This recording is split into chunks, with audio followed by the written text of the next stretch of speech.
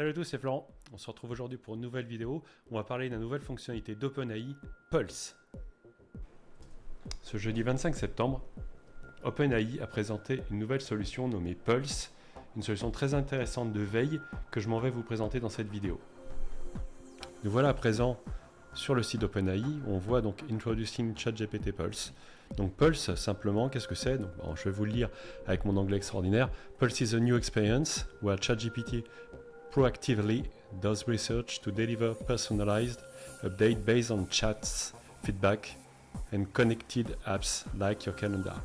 Donc en gros, on va créer un système de veille qui va aller chercher en fonction de nos recherches, de nos expériences, de nos recherches passées et de nos agendas, plein d'informations pour essayer de nous délivrer tous les matins des petites tuiles personnalisées d'informations contextuelles.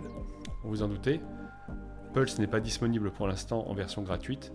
Il faut pour y accéder avoir accès à la version Pro à 230 €.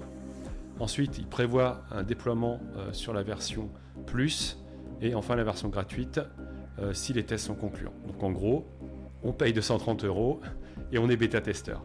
C'est génial. Vous allez me dire, ouais, c'est bien ça, c'est cool, mais comment ça marche? En fait, c'est très simple.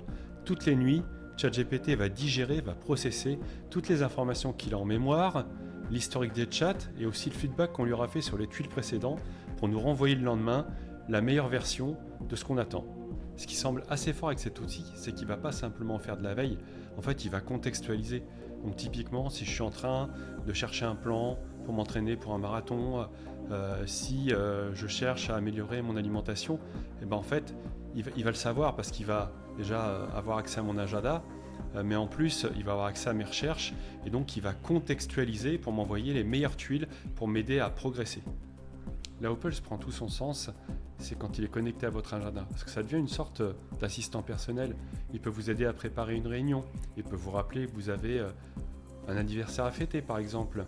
Il peut aussi vous aider à trouver les meilleurs restaurants dans le cadre d'un road trip. Donc c'est vraiment génial et à mon sens, ça sera l'utilisation que j'en ferai. Pour ceux qui connaissent déjà bien ChatGPT, vous allez me dire « Ouais mais en fait on connaît déjà, en fait c'est schedule, en fait c'est la planification, c'est déjà cette fonctionnalité. » Maintenant en fait ça va beaucoup plus loin parce que ça contextualise, parce que ça comprend exactement ce que vous faites, ça prend tout l'historique, toute la mémoire. Donc on n'est pas simplement sur une recherche d'informations et de la veille, mais là on est vraiment sur de l'assistance et c'est beaucoup plus fort. Ouais, pour parler un petit peu des feedbacks, ça me semble vraiment hyper important de les utiliser. Parce que là, ils prennent l'exemple d'étudiants en fait, qui ont pu utiliser cette fonctionnalité en avant-première. Et en fait, ce qui remonte, c'est que l'outil est beaucoup plus performant quand on lui dit exactement ce qu'on veut voir et ne pas voir. Donc il faudra le faire. Quand je vois ce genre d'outils se déployer, se multiplier, je suis à la fois vraiment subjugué et en même temps inquiet. Je me dis, mais demain, on va avoir des assistants qui nous connaîtront mieux qu'on se connaît. Et ces sociétés vont avoir un niveau de connaissance sur chacun de leurs utilisateurs qui, à mon avis, dépassera l'entendement. Je vous laisse réfléchir sur cette réflexion. En combinant toutes ces données, en collectant toutes ces informations, en regardant dans sa mémoire l'historique du chat et nos feedbacks, OpenAI est en fait en train de préparer son avenir. Et quand je te parle d'avenir, je ne te parle pas d'avenir à 5 ans, je te parle d'avenir à 6-12 mois, 2 ans maximum, où on aura un véritable assistant qui sera en capacité d'effectuer un nombre de tâches incalculable pour nous.